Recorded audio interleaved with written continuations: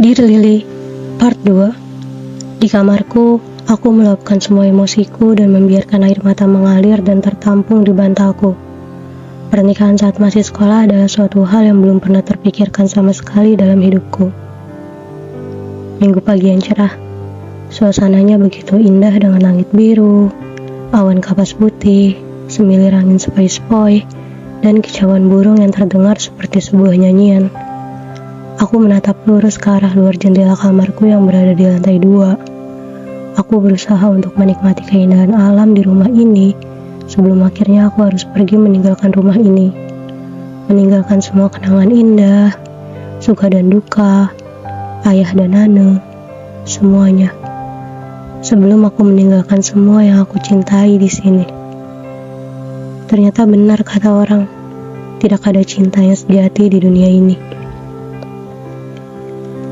Aku menarik nafasku dalam, lalu kuhembuskan perlahan.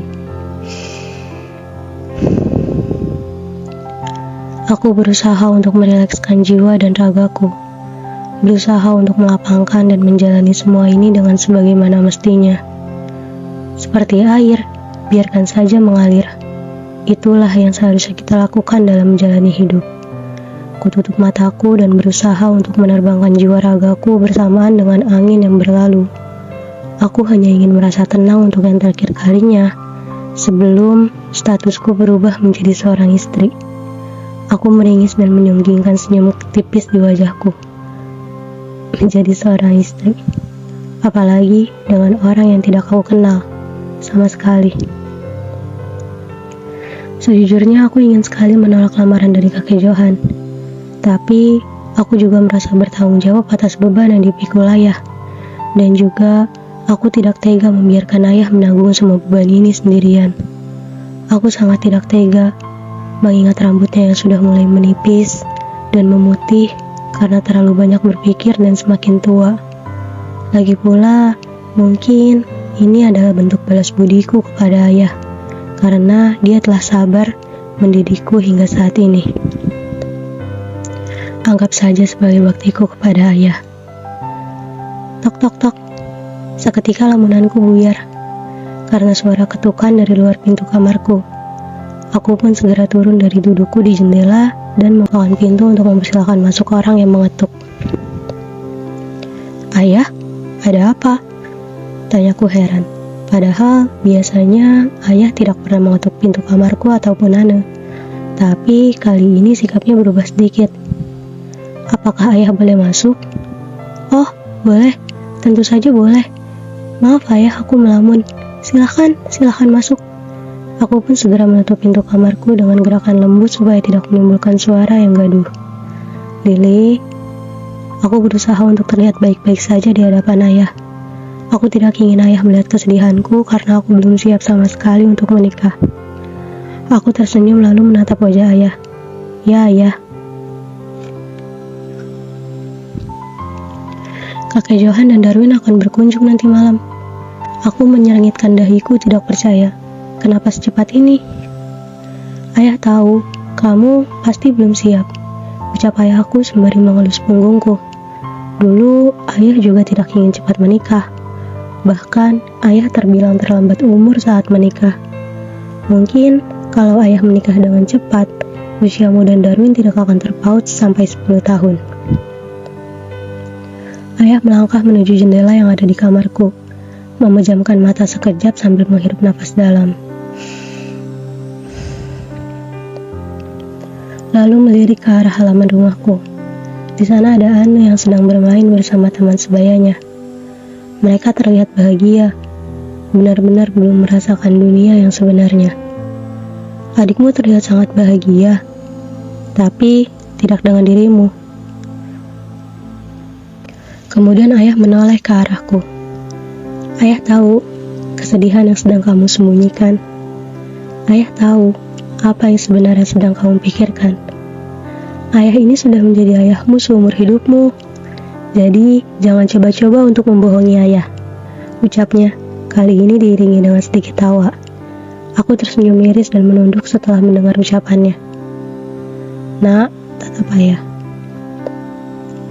Aku menurut dan mengangkat daguku ke arahnya. Aku berusaha untuk menatap matanya, namun sulit. Tak perlu takut, tatap saja mata ayah. Aku menurut, dan tidak kusangka butiran air mata sudah terbendung di kelopak mataku. Tak apa, menangislah nak, menangislah di pelukan ayah. Aku memeluk ayah. Aku menangis sejadi-jadinya seperti seorang gadis yang baru saja dibully oleh anak laki-laki yang lebih tua dari dirinya. Aku benar-benar menikmati air mata ini. Mungkin ini adalah yang terakhir kalinya aku menangis di pelukan ayah sebelum aku menikah. Karena setelah itu tidak mungkin aku bisa mengadu kepada ayah. Setelah ini aku akan menjalani hidup sebagai wanita yang mandiri, wanita yang tegar, dan wanita yang tahan mental untuk terus mempertahankan kehidupan yang bahagia untuk keluargaku. Tak apa nak, kamu boleh menolak lamaran kakek Johan nanti malam. Ucapannya tertahan karena kesedihan telah sampai di kerongkongan lelaki parubaya itu. Ayah akan bertanggung jawab untuk membahagiakan kalian setelah ini. Walaupun ayah tidak dapat menjanjikan kehidupan yang sama persis seperti saat ini, tapi ayah akan berusaha untuk tetap membahagiakan kalian sampai hari paling bahagia dalam hidup kalian datang. Ayah akan menjadi wali kalian dan menyerahkan hidup kalian kepada laki-laki yang benar-benar kalian cintai. Aku kembali menangis jadi-jadinya mendengar kalimat ketidakberdayaan yang keluar dari mulut lelaki parubaya itu. Ayah mengakhiri pelukan di antara kami. Percayalah nak, ayah hanya ingin membahagiakan kedua putri ayah. Ayah sama sekali tidak ingin membuat kalian tersakiti, apalagi sampai hidup menderita. Aku kembali menatap wajah ayahku. Tak apa ayah, keputusanku sudah bulat. Aku akan tetap menerima lamaran dari kakek Johan untukku. Aku yakin Darwin adalah laki yang memiliki sifat seperti ayah. Setelah mendengar ucapan tersebut, ayah pun menggoleskan senyum di wajahnya, lalu mengusap puncak rambutku dan menciumnya dengan penuh kasih sayang. Ayah akan tetap menjadi ayahmu, meskipun kamu sudah menjadi milik orang lain. Jangan pernah sungkan untuk pulang bila kamu merasa kesepian ya nak. Lalu ayah memelukku untuk sesaat. Ayah hendak mempersiapkan jamuan makan malam untuk kakek Johan dan Darwin. Kamu istirahatlah. Aku mengangguk dan menatap kepergian ayah. Malam ini seharusnya menjadi malam yang paling aku nantikan dalam hidupku. Malam pertunangan yang semestinya menjadi suatu malam yang sakral, hampir sama seperti pernikahan. Karena hanya terjadi sekali seumur hidup. Dan aku tidak ingin bercerai. Tidak, kecuali bercerai karena terpisahkan oleh ajal. Aku berusaha untuk menenangkan jiwa dan ragaku. Meskipun malam ini sangat mendadak bagiku, aku tetap harus tampil sebaik mungkin karena aku tidak bisa membiarkan kakek Johan dan Darwin kecewa karena penampilanku. Malam ini aku memakai dress biru langit selutut, dress kesukaanku, dress yang didesain oleh ibuku saat aku masih kecil. Dan aku buat ulang untuk ukuranku yang sekarang.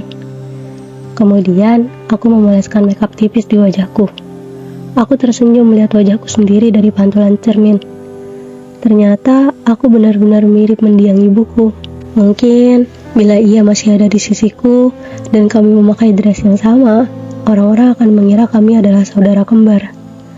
Rambut dan mata coklat terang yang diwariskan oleh ibu. Begitupun dengan kelopak mata dan bibir tipisku. Aku benar-benar seperti titisan ibuku.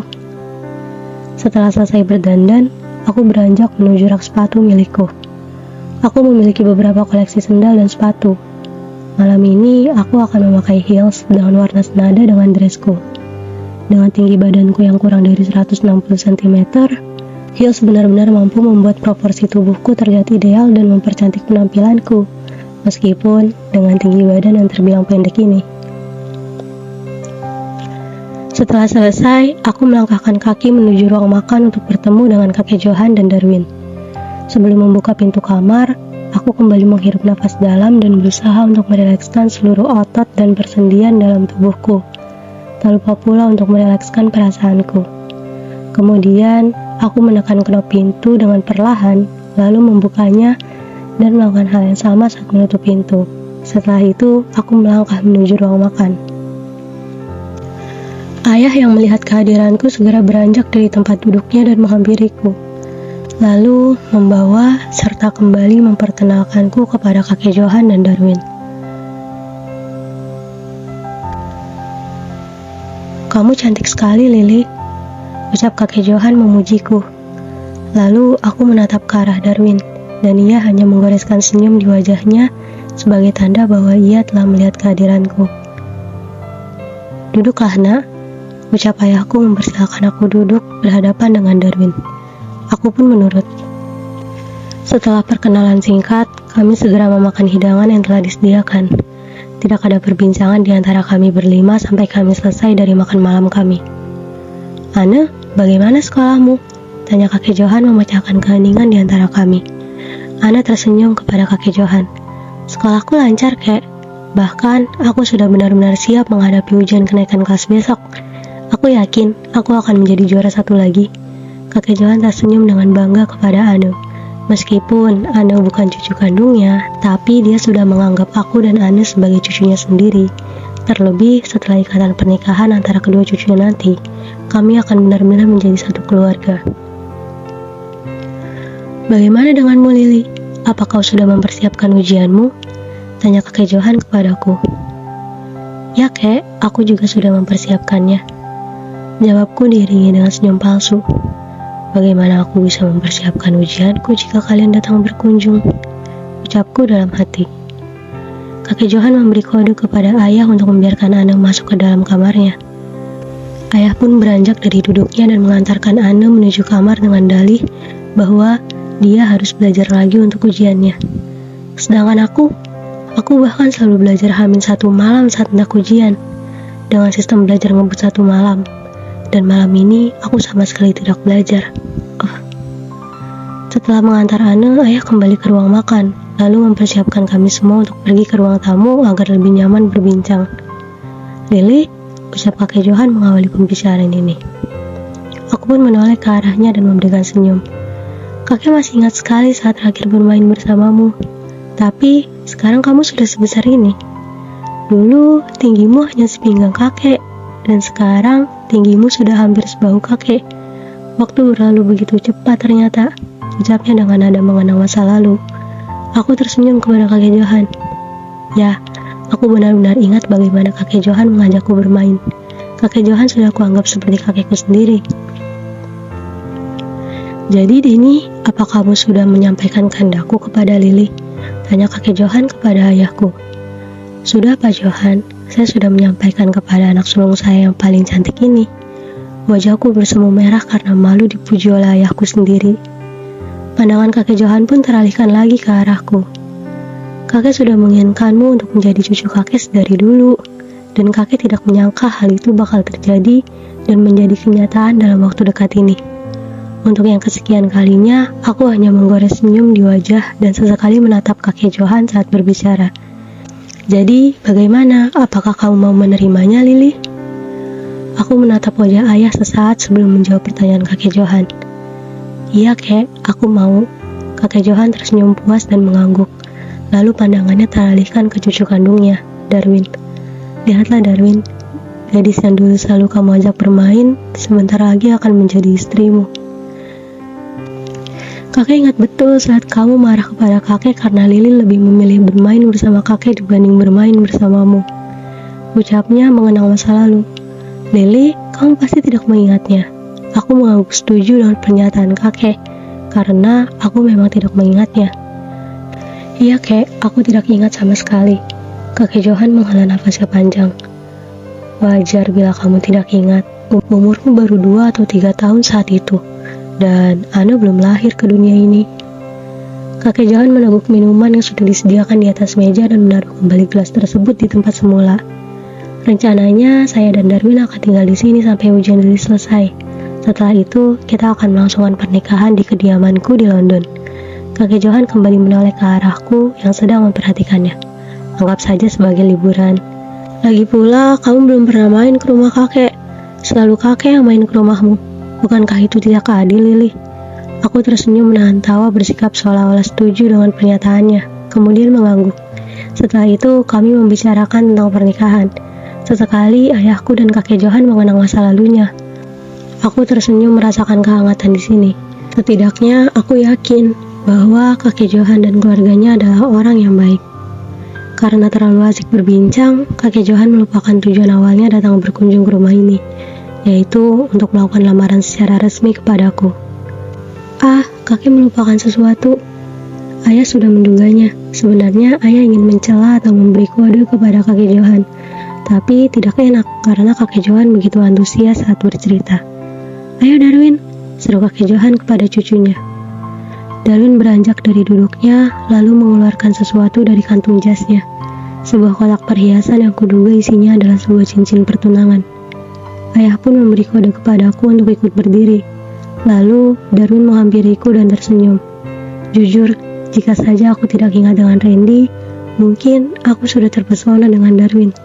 Darwin perawakan tubuh tinggi 183 cm, kulit putih, rambut hitam, iris mata hitam, dan terlihat begitu mengintimidasi sekaligus mempesona. Ditambah dengan bibir tipisnya yang saat tersenyum mampu membius hati setiap wanita. Dia benar-benar sempurna. Darwin berlutut di hadapanku sembari menunjukkan kotak perhiasan yang sudah dibuka olehnya. Aku melihat sepasang cincin yang begitu indah, berwarna putih dengan hiasan batu safir yang ukurannya tidak terlalu besar. Cincin itu begitu mempesona dan menarik perhatianku. Terlebih, warna batu safir itu sangat mempesona dan membuat jatuh cinta. Bersediakah kau, Lily, untuk menjadi pendamping hidupku? Untuk menjadi bagian dari hidupku, mengisi setiap kekuranganku, dan menjadikanku sebagai separuh hidupmu? Aku tersentak mendengar pertanyaan itu. Darwin yang sedari tadi hanya diam mematung di sebelah kakek Johan ternyata memiliki ucapan yang sangat manis. Setiap kata yang terucap olehnya, aku yakin tidak akan ada wanita yang sanggup menolaknya. Aku hanya mengangguk, tidak memberikan sepatah kata pun. Lalu Darwin tersenyum dan berdiri di hadapanku. Dia mengambil salah satu cincin yang memiliki hiasan batu safir di atasnya. Kemudian, ia memakaikannya di jari manisku. Sejujurnya hatiku sedang meleleh saat ini. Tapi seketika aku tahan perasaanku, karena lagi-lagi aku teringat dengan Randy. Setelah itu bergantian, aku yang memakaikan pasangan cincin yang sudah menempel di jariku ke jari calon suamiku, Darwin. Ayah dan kakek Johan menatap kami dengan penuh kebahagiaan. Melihat kami membuat mereka jadi teringat dengan masa lalu, teringat dengan istrinya masing-masing. Setelah itu, Darwin mengecup tangan kananku yang sudah memakai cincin pemberian darinya.